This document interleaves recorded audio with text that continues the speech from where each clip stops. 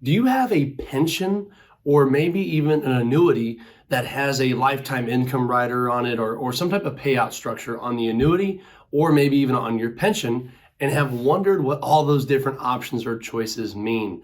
Watch this video as we discuss some of the highlights of what you should know before you elect to take that annuity or that pension payout.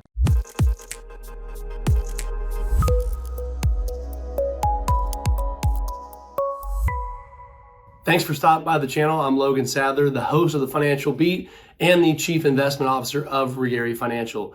Today I wanted to stop by and talk with you guys here on the channel a lot about pension payouts or annuity payouts. So I met with a lot of people recently here at our office talking about retirement planning, and some of the people when they come into our office have maybe already made some choices ahead of time before consulting a professional, or maybe not have gotten the full story of what type of advice they were getting.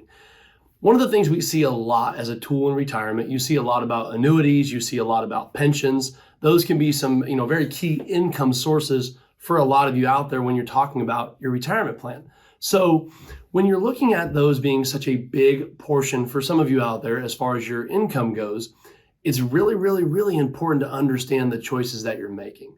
And I wanted to walk you through just a couple of the options. Again, every annuity or every pension may have a slightly different version of this. And I always recommend before picking an annuity payout or an income payout of any sort, you want to make sure you're talking with a qualified professional and really understanding your situation and what the pros and outcomes and things like that of those choices will make to the financial plan. So the first thing I want to talk to you was joint versus single life. So some of you guys out there that are married, this is where it gets tricky as far as what to do. Now, again, making sure you understand your situation is key, and working with someone that understands your situation.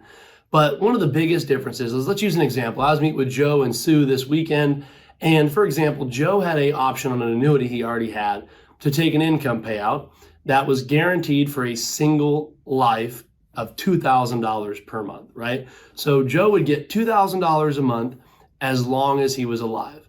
In that case, in this scenario, there was no money left over if he passed away.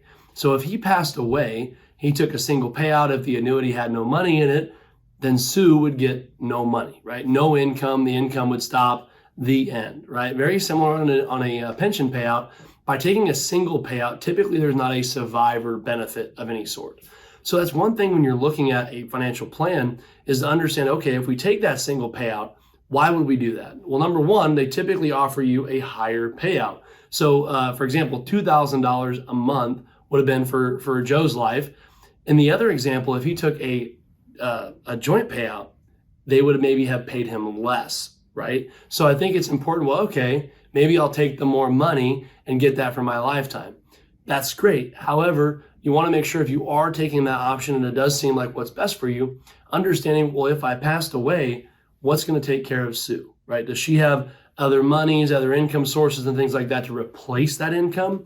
Or is that going to leave a pretty big financial hole in the plan? So understanding some considerations that may go into taking single versus joint.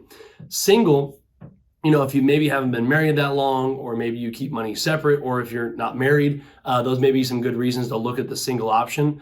But some of you that have been married a long time, all the money is shared, and you're building a plan for the both of you, you definitely want to consider looking at some options.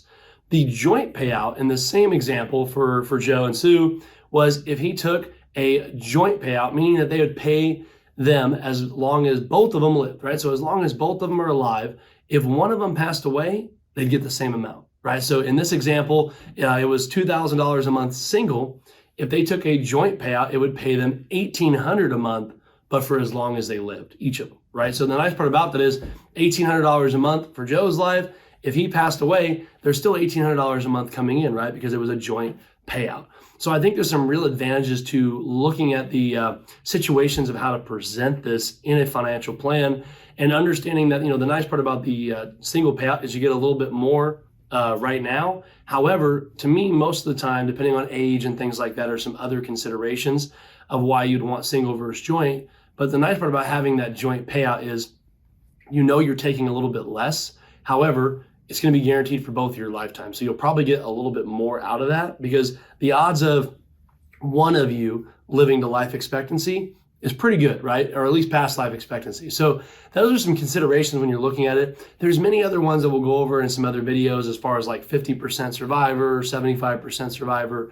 But essentially, when you're looking at these pension elections or annuity payouts or annuity incomes, you want to make sure you're really understanding the choices and options that are out there. I've seen some people really not understand the complexities of some of these choices, and it could end up costing you a lot of money when you're talking about the overall outcome of that situation, of the income plan and the overall financial plan. So hopefully that brought some insight to you, some key considerations to look at when looking at income payouts. So hopefully you enjoyed, and we'll be back here again next time with another video.